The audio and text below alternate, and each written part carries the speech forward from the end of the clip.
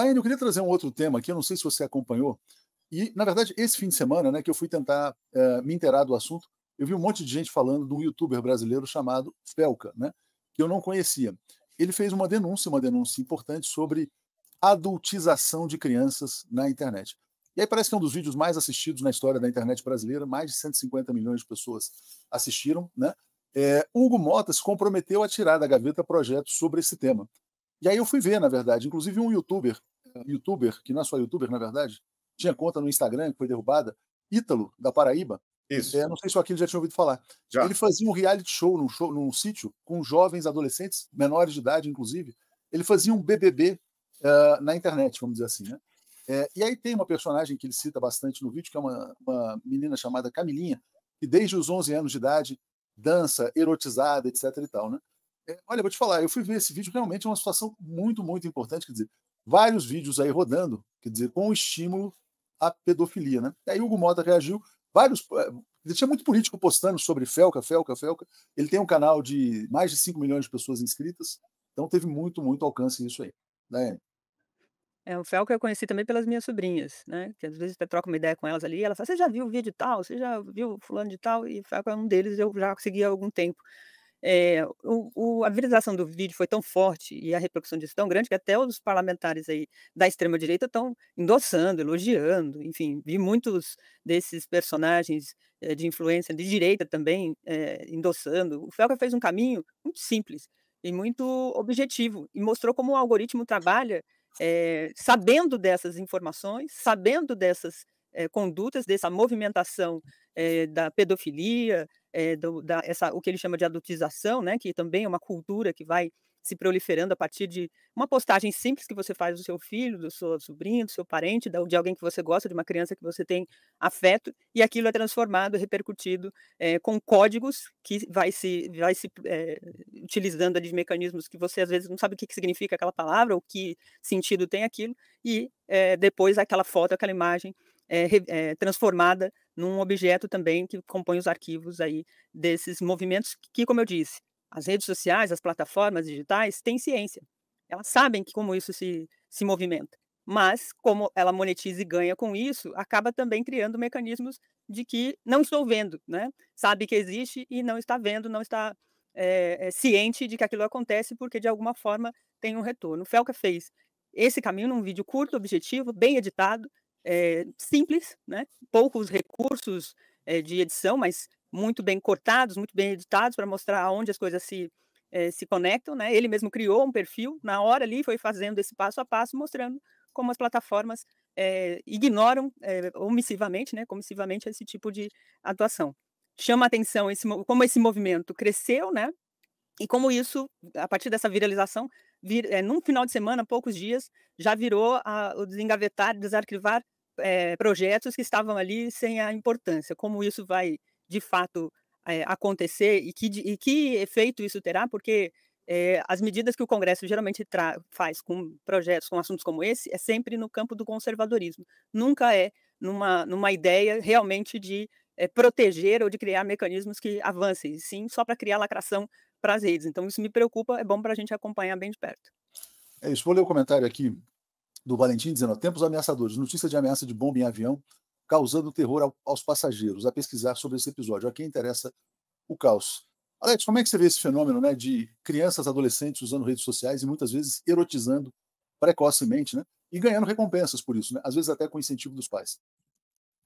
Isso aí é crime, né? Crime chama a polícia. Já tem lei para isso, né? Pornografia infantil, exploração infantil, já existem leis para isso. Não é por que fazer mais leis? Não, chama a polícia. Quem está fazendo isso? Né? Esse Felca aí, ele está denunciando alguém que está fazendo isso, né? Pô, Denunciou, a denunciou. polícia tem que ir lá, acabar com isso. Já tem lei, né, para punir isso aí.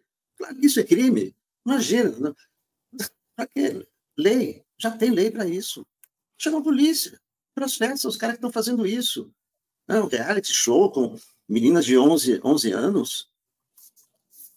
Polícia, não tem outra coisa. Chama a polícia, processa. Qual é o crime? Pornografia infantil, exploração de menores? Crime gravíssimo. É caso de polícia. Aqui, ó, a Isabel diz: ó, existe um submundo na internet que desconhecemos. Aqueles, você disse que já sabia da existência desse Ítalo, né? Quer dizer, que faz o BBB das redes sociais com adolescentes menores de idade e que teve a conta suspensa no Instagram, mas parece que já voltou, tá? Então, passo para você falar sobre esse caso aí. Esse caso choca aqui a Paraíba, mas até a divulgação do vídeo do Felca, nenhuma iniciativa concreta havia sido tomada contra ele. E é isso exatamente que a gente viu ali. Erotização, exploração de crianças, de adolescentes, e ainda a monetização de todo esse processo, né?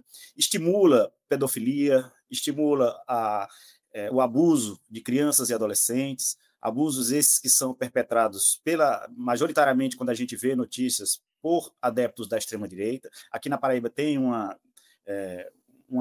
percentual da população que se identifica com a extrema-direita, infelizmente. Tem campo para isso.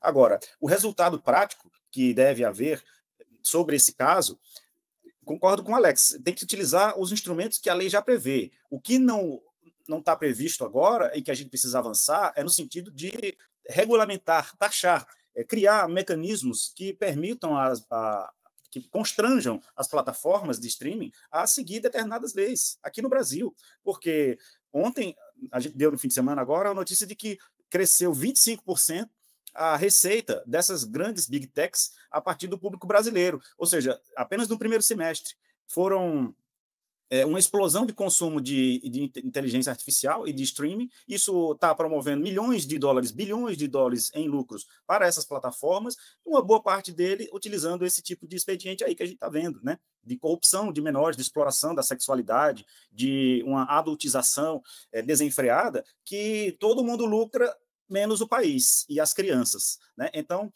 tem que pegar esses casos e não ficar em cima da legislação sobre adultização, criar termos específicos para leis que já existem, mas sim tratar do restringir, tratar de você constranger, colocar regras rígidas para essas plataformas operarem aqui no Brasil, porque só quando bater no bolso que elas vão parar de, enfim, promover.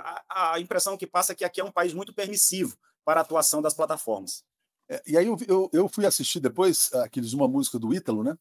Com a Camilinha dançando, aí ele fala que ele se vangloria de entrar na loja da Prada e gastar 100 mil, quer dizer, é um pouco isso, é ostentação, né? A Lucy Pessoa traz um ponto importante aqui, que é a responsabilidade dos pais. Meus netos, duas de 9 anos, um de 6 anos e um de 4 anos, não assistem YouTube nem redes sociais. Celular só jogos infantis com adulto monitorando. A Austrália proibiu acesso a redes sociais antes dos 16 anos, né? Tinha gente que achava que era exagerado, talvez não seja. Só queria lembrar um episódio rapidinho aqui para vocês.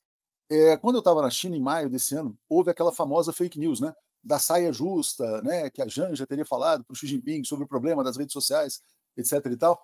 E aí, curiosamente, um dia depois dessa fake news, eu desci, peguei o jornal, e aí vi o jornal, tinha uma página inteira sobre a preocupação das autoridades chinesas sobre também os pais que exploram os filhos nas redes sociais, tipo TikTok, Quai e outras, né? Porque no fundo eles também são monetizados lá.